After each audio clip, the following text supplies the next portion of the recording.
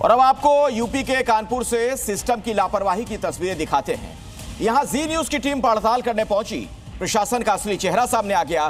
बीच सड़क पर 15 मीटर का गड्ढा बड़े हादसे को दावत दे रहा है। बाजार में दुकानदारों को करोड़ों का नुकसान हो रहा है, लेकिन 2 महीने के बाद भी अधिकारी सुनने को तैयार नहीं।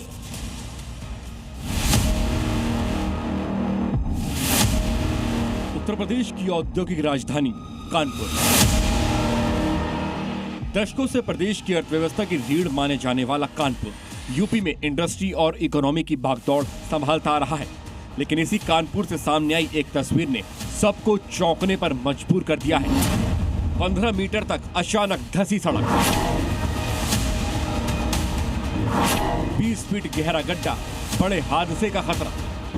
चारों तरफ खुदा पड़ा है, कहां तक जनता यहाँ परेशान हो चुकी है। यहाँ पे 8 मकानों के जमींदोज होने का डर।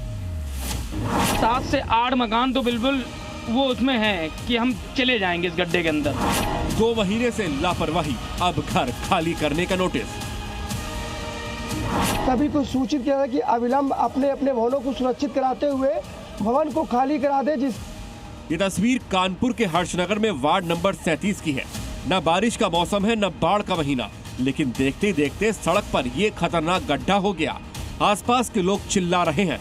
लोगों को मकान और दुकान मिट्टी में मिलने का डर है।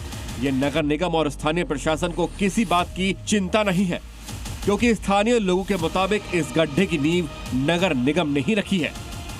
मैं कहता हूं कि जब ये होती क्यों है, आखिर आप जिम्मेदार तरीके से अगर निरीक्षण करें, जिम्मेदार तरीके से काम करें। अगर 2 महीने पहले अगर ये जब गड्ढा हुआ था, उसी समय अगर जिम्मेदारी से नीचे खुदाई करके और डाट नाले को ठीक कर दिया जाता तो आज ये घटना ना होती। जी न्यूज लोगों की समस्या देखकर ग्राउंड जीरो पर पहुंचा तो पूरी कहानी सामने आई। दरअसल ये समस्या नई नहीं है। यहाँ पहले भी कई बार गड्ढा हुआ है, क्योंकि नीचे लगातार पानी का रिसाव होता है। लेकिन लोग शिकायत करते हैं तो नगर निगम मिट्टी डलवाकर औपचारिकता पूरी कर देता है। अब फिर एक बार गड्ढा बड़े हादसे को दावत दे रहा है, लेकिन कोई स्थायी समाधान नहीं किया जा रहा है। हम लोग शिकायत करते थे जल निगम को, तो जल निगम कहती थी नगर निगम का काम है, और नगर निगम कहती थी जल निगम का काम है। सिर्फ 2 महीने से यही चल रहा था। अब कल ये धंस गया है, जबरदस्त धंसा है। उसके बाद कार फिर भी वही फंसा हुआ है कि जल निगम करेगी या नगर निगम करेगी। अभी दोनों में डिसीजन नहीं है कि करेगी कौन।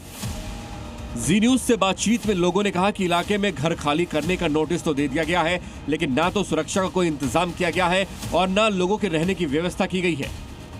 आदमी यहाँ घर मजबूरी में रह रहा हो, घर खाली करके जाएगा कहाँ? आपने उनको कहीं सेफ्टी का स्थान बनाया होता या किसी भी तरीके का काम किया होता। अब इलाके के लोगों में भारी आक्रोश है, क्योंकि एक तरफ जहां लोगों की जान, मकान, दुकान सब दांव पर लगा है, वहां अधिकारी इस बात में उलझे हैं कि मामला नगर निगम का या जल निगम का है। अब सवाल ये है कि क्या प्रशासन किसी हादसे का इंतजार कर रहा है? कानपुर से प्रवीण पांडे के साथ ब्यूरो रिपोर्ट, जी मीडिया।